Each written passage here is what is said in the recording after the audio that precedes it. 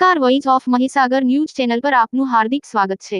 ભોજેલા વાવ પર થઈ રહેલ નવીન બાંધકામ ચામુંડા મંદિરે મહીસાગર બાવનગામ માછી સમાજના હોદ્દેદારોની મળી મીટિંગ।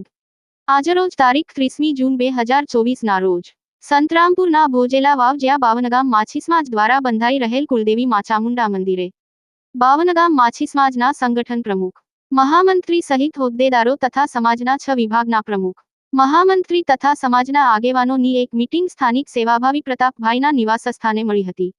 મીટિંગની શરૂઆત પ્રાર્થનાથી કરવામાં આવી। ડોક્ટર દિનેશભાઈ પીમાછીની અધ્યક્ષની વરણી કરવામાં આવી। બાકરિયાના સ્વર્ગસ્થ મહેશભાઈ માટે મૌન પાડવામાં આવ્યું। સ્વાગત પછી મા ચામુંડા મંદિરના બાંધકામના અત્યાર સુધીના હિસાબો મહામંત્રી કાળુભાઈ માછી એવંચાણે લીધા હતા। સમાજના મંડળના રજિસ્ટ્રેશનની વાત કરવામાં આવી।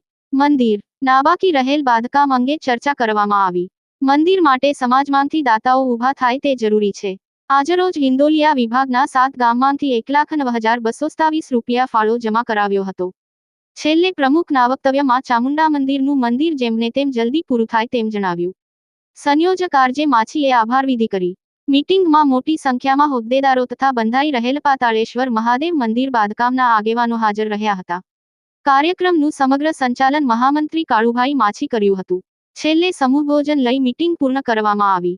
Bureau report, voice of Mahisagar news. જે નક્કી કર્યું હતું એની અંદર માની લો કે આજે રાજગઢ વિભાગમાં આવ્યા। ખરેખર આજે ખૂબ સરસ વાતાવરણમાં, પવિત્ર વાતાવરણમાં આપણો આ આજનો કાર્યક્રમ, આપણી જેટલી ધારણા હતી એ મુજબના બધા જ વડીલો સાથે સાથે આ વસ્તુ છે માતાજીના માટે આ જે વાવ છે એ આપણું શ્રદ્ધાનું પ્રતીક છે અને આ શ્રદ્ધાના પ્રતીક